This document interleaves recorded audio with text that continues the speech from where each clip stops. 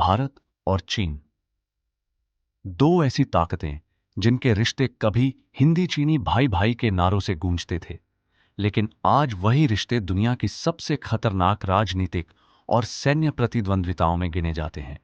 और इस कहानी की शुरुआत होती है एक ऐसी रात से जब लद्दाख की जमा देने वाली ठंड में बिना गोली चले दर्जनों सैनिक मारे गए। 15 जून 2020, गलवान घाटी।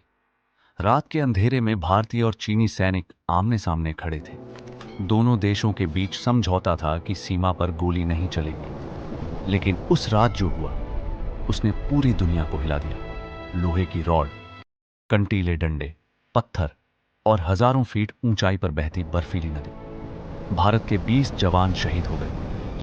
चीन ने लंबे समय तक अपने सैनिकों की संख्या छिपाई, लेकिन सवाल सिर्फ इतना नहीं था कि गलवान में क्या हुआ। असल सवाल था, आखिर भारत और चीन के रिश्ते इतने खतरनाक मोड़ तक पहुंचे कैसे? क्या यह सिर्फ सीमा विवाद है, या इसके पीछे दशकों पुरानी राजनीति, विश्वासघात, जासूसी, युद्ध और वैश्विक ताकत बनने की लड़ाई छिपी है?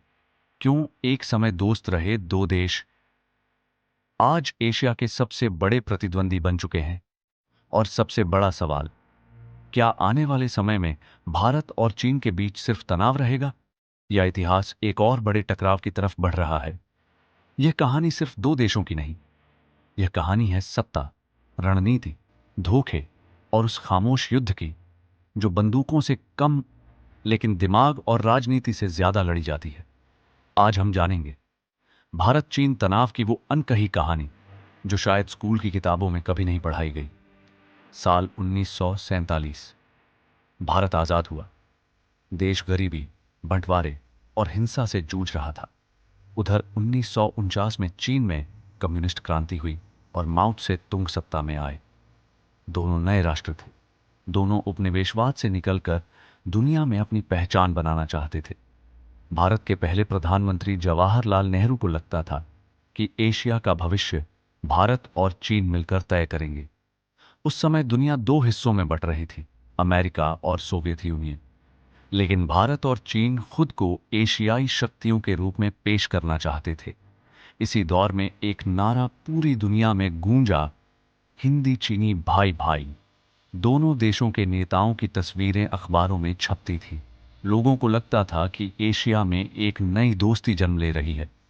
लेकिन इसी दोस्ती के पीछे धीरे धीरे एक ऐसा विवाद जन्म ले रहा था जो आगे चलकर युद्ध में बदलने वाला था।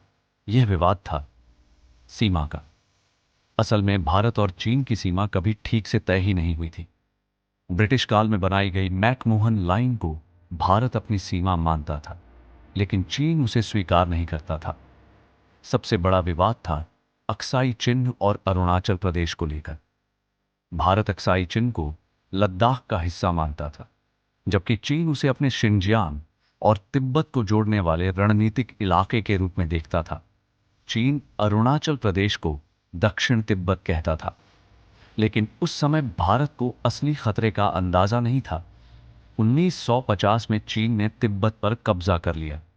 यह घटना भारत के लिए बहुत बड़ी थी, क्योंकि तिब्बत पहले भारत और चीन के बीच एक बफर जोन की तरह था। अब चीन सीधे भारत की सीमा तक पहुंच चुका था। फिर भी भारत ने खुलकर विरोध नहीं किया।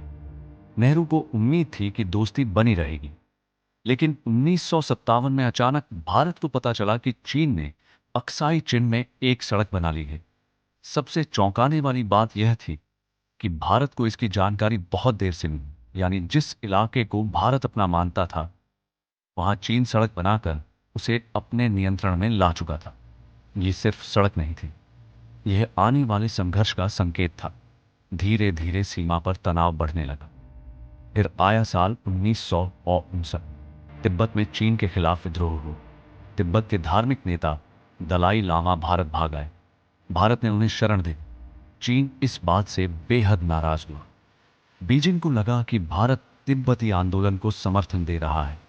यहीं से दोनों देशों के रिश्तों में विश्वास टूटना शुरू हुआ।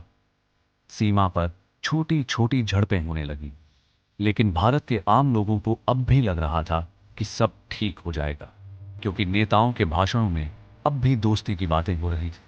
फिर आया वो साल जिसने पूरे भारत को झकझोर दिया। 1962 भारत चीन युद्ध। यह युद्ध सिर्फ सीमा का युद्ध नहीं था, यह भारत के आत्मविश्वास पर लगा सबसे बड़ा झटका था। अक्टूबर 1962 अचानक चीन ने पूर्वी और पश्चिमी दोनों सेक्टरों में हमला शुरू कर दिया। भारतीय सेना तैयार नहीं थी। कई सैनिकों के पास पर्याप्त हथियार तक नहीं थे। कुछ जगहों पर सैनिकों के पास गर्म कपड़े भी नहीं थे। भारत को भरोसा था कि चीन युद्ध नहीं करेगा, लेकिन चीन पूरी तैयारी के साथ आया था।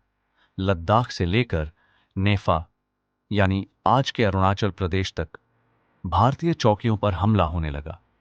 भारतीय सैनिकों ने बहादुरी से लड़ाई लड़ी, लेकिन रणनीतिक और राजनीतिक स्तर पर भारत कमजोर पड़ गया। रेजांग ला की लड़ाई आज भी भारतीय सैन्य इतिहास की सबसे वीर गाथाओं में गिनी जाती है।